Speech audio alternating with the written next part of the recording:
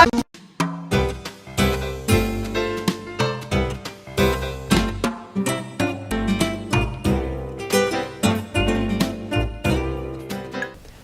everyone, this is your host Damaris Ramos for Latina Role Models, and tonight we have Soy Colon. It's a pleasure to have you here on our show. Likewise.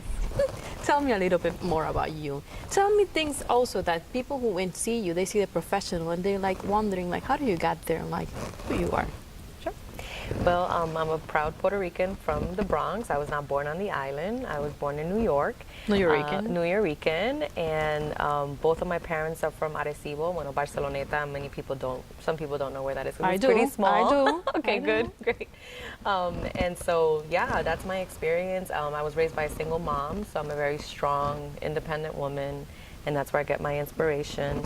Both of my parents. Your role model, your mom? That's definitely my role model. I've had the privilege and been blessed to have other Latina women who have served as role models, bicultural, women that were maybe raised by one parent the way I was. How do you think, being raised by a single mom, identify you right now? Huh?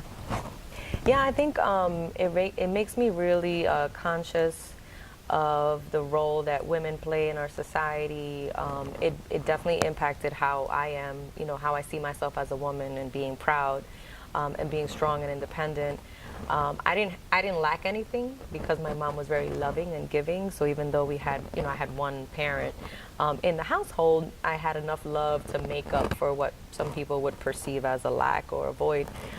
So she was that kind of mom and dad, and she did everything that she could to we didn't have many resources, so we definitely lived in a poor community, and she struggled, and she worked all day, and was trying to learn English while working and raising me on her own. So it definitely wasn't a privileged background, but there was a lot of privilege when it came to love, because my mom made and up the for skills both. You developed from that. Oh, for sure. So yeah, I mean, at a very early age, I was translating for my mom because she only spoke, Spanish. I was like that language broker. Yeah, so I, she supported me obviously, and I supported her in different ways in terms of acculturation and really learning. And she advocated for me in the school system. So little by little, I think it worked out, and we helped each other out. We kind of grew up together, if you will. Definitely. So, yeah. Nice. So continue telling me more about, your education. Sure. Yeah, so obviously when you see your mom struggle and raise you on your own, you want to do the best that you can, right? And you want to get your education and do everything you can to make her proud. And so I did that. I was always a great student, and I had, some really good people around me that helped me. And so I was able to go to some of the best schools in the country, really, on scholarship. And so I have a bachelor's and a master's in public administration. And the reason why I went into public administration is because I started working out. I did an internship in the Puerto Rican Family Institute in New York City, and they were really strong. They are a really strong institution there, and I got to see how nonprofits work. They were still helping people. They were committed to the community, and I saw how it worked, and I said, oh, yeah, I really want to do, public administration. I want to work with my community, and I went back and got my master's in nonprofit administration. So I've been working in nonprofits and community-based organizations serving Latinos and other minorities for almost 20 years. That's what I'm passionate about. Like I mentioned before, I grew up in a very poor neighborhood. And it was mostly Puerto Rican, Dominican, Black, African American. So for me, having that experience, I've been able to see kind of like what people of color in general, how we're marginalized and some of the challenges. So when I went to college, I also took a lot of courses in ethnic studies and, Latino studies to learn my history. And I got really, really passionate about activism and, working in the best interests of marginalized communities and disenfranchised communities. So I started to work in community organizations that also did a lot of advocacy to move the needle on issues affecting Latinos and other people. And you mentioned about the language. Yes. Like, basically your first language was Spanish. Tell me a little bit more about the language, because you're talking about the educational component, but then you have to relearn. Right. So my mom was raising me on her own, so up until I was about 5 or 6, my first language was Spanish, and we only spoke Spanish in the household. Then she started to go to Hostos Community College in the Bronx and learning English, and also learning through watching TV and novelas, well, I'm sorry, the English channel, and also reading like Cosmopolitan, which is really interesting. And then eventually she was able to go to school. And then as I moved up, in elementary school, I started to forget my Spanish. And we spoke Spanglish, and my mom was learning English, and I was learning English, and so we would practice together, and then I started to forget English. When I got to college, obviously, no one was really speaking the language, but I was, again, taking these courses and learning about my history and being active on campus. I started the first Latina organization at Barnard College, which is still around. It's called Mujeres. And again, this pride, this sense of pride of being Latina, because I felt like I really didn't belong, because of race and class and all these other things. And so I was like, wait, who am I, and what does it mean to be Latina and bicultural? So I took an interest in being more active in my community, and then I started to work in an immigrant community. And so I'm Puerto Rican, obviously, and as I said, and I started to work in a community that was mostly Mexicano y Guatemaltecos, so, and largely undocumented, right? So a lot of immigration rights issues, a lot of dreamers issues, and no one spoke to me in English, not one person. So I couldn't do the Spanglish, I couldn't do the Puerto Rican, New Yorican, anything. I had to speak to them in Spanish, and so we learned together. They were learning the English, but they corrected me, and I learned Spanish again. I relearned my language, at Which I would 30. say they were still there. You just discover it again. Oh, yeah. And the dialect changed. At one point, I think I had a Mexican accent. And I worked in that community for 10 years, and I learned a lot. I learned a lot about other people's struggles, right? Obviously now with Hurricane Maria, with the influx from Puerto Rico, people who are very vulnerable because of the situation there. We have a lot of the same challenges that some of these immigrant families have, right, with the exception of citizenship. And so I saw that for 10 years, right? The differences, some of the advantages that we have with citizenship, but at the end of the day, we're all newly arrived, we're foreign to some extent, whether you have citizenship or not. And I'm really glad that I was able to learn that experience firsthand, and hear these stories about crossing the border and the challenges and everything that people sacrifice to get here. And now, it's been happening in Florida for about 10 years, in Orlando, but now with Hurricane Maria, right, people are really coming out of desperation and not because they made that choice necessarily, willingly, right? So there's a lot of similarities. So you mentioned when you came to Orlando, so you came to Orlando with a job already, was it? Yes, I came for work, and the idea was to help build, some capacity for organizations here, working with Puerto Ricans, right? Working with Puerto Ricans, and then, I started to learn again about that history, right? Because I had worked mostly with New Yorican institutions, and with institutions with a lot of money and resources and power and political power. When you come to Orlando, we're still building that.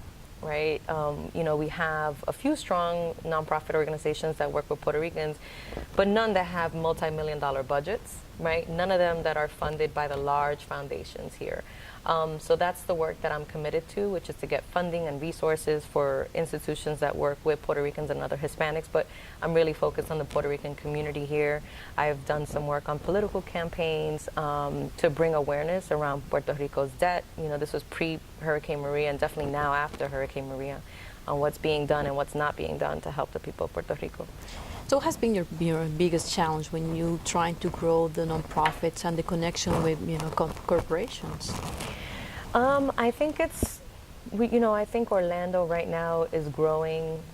So if you just take out the piece of Puerto Rico, and Puerto Ricans coming in, Orlando itself is growing by the day, right, exponentially. And maybe isn't ready for that growth, or wasn't ready for that growth, right? So there's housing shortages, wages they're not, living wages, right? So those were already existing challenges, right? And now you have hundreds of thousands of people from Puerto Rico coming in. I don't think anybody was ready for that. I think one of the challenges is that we're pretty much what New York was in the 1940s and 50s, receiving the Great Migration, as they call it, from Puerto Rico. And so, how do you gear up for that? You have to build institutions, you have to invest in them, you have to, create awareness and let people know, hey, there's a lot of potential and capacity here. People that are coming have degrees, they have the willingness to work, right? And la gana, como dicen. It's just a matter not the of same connecting immigrant. them. Right, and it's connecting them to the English class that they need, right? Or that licensing, process that they need in order to do what they have to do or continue their studies or whatever the case may be. So sometimes it's just that one step that they need in order to continue to contribute, or start contributing to the local economy. And, we need to invest in that, in the social services. And there are organizations like CASA, which are now So trying to connect tell me people. right now what you're doing as a consultant. So I'm a consultant. I enjoy it because I'm able to work with different groups, right, and make connections. And if I'm talking to a funder, or if I'm talking to someone who's leading a campaign, I can inform them of the work that the different groups are doing and how to kind of create collaboration. So you have become a connector. Kind of a connector. Yes. Right. Yes. But also just again, most of my work is grant writing.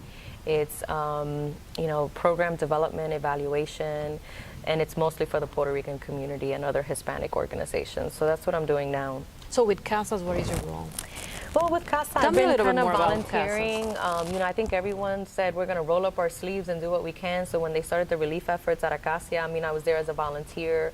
When I knew that maybe there was a potential for funding, I said I'll write the proposals, and so I helped as much as I can. I think CASA is now moving into its second phase, which is Proyecto CASA. And Proyecto CASA, the intention, the goal is to provide case management services. So I'm working with a few people to see how we can set that up, and I'm helping them with, developing all the forms that they need to do intake assessments, to do individual service plans, so that when you meet with someone and they tell you, okay, I need housing and connecting, I need to be connected to English class, and my daughter needs childcare, that we have a plan for that family. And so that's what I'm working on now. I'm also working on a campaign called Power for Puerto Rico, and that's a national campaign with a number of different organizations. And the idea is to, continue to advocate at the congressional level for more aid to go to Puerto Rico and to make some significant investments in Puerto Rico. So when we talk about CASAS right now, what is the biggest challenge that you see working with the community and in Orlando? immigrants? Yes. I think, again, the challenge is that people need to understand that if we don't invest in this community and build institutions that are Hispanic and Puerto Rican led,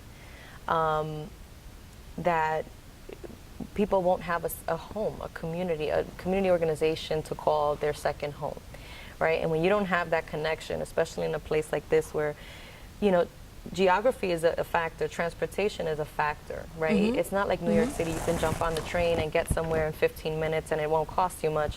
So we need to have a strong community But there are organization. definitely challenges. Definitely, so that people can go al centro comunitario, whatever it may be called, and say, okay, this is where I can be connected to services. And we have some, right? Latino leadership has really stepped up. They've been at the airport. They've been doing some great things. So there are some institutions, but we need to continue. And the other challenges, and I think it's getting better, especially after Hurricane Maria, is that there are some cultural differences between people who were born on the island and who aren't, right? Yes. And then also the people that are coming from Puerto Rico. A lot of organizations and campaigns really want to mobilize this community to vote. So if someone would like to contact you, to have your services with the grant writing, Sure. how they can contact Well, they you? can contact me via email, zoecolon1160@gmail.com, or they can call my cell phone, 646-729-5584. Young women out there looking at our show right now, so what would be your advice when they look at you and they said, I would like to be like her, like coming from a single parent household, like you said, not a privileged household. So what would be your advice? Well, to work really hard, surround yourself with positive people that want to see you grow, and that cheer you on, because that's really important, to surround yourself with people that want to see you do well. And by the same token, whether you're where you want to be or not, always look back and see who you can help and who you can serve as a role model to, because that's really important. The more you help others, the more you get. It has been a pleasure. Thank you. This has been Likewise. Damaris Ramos for Latina Role Models. Thank you and good night.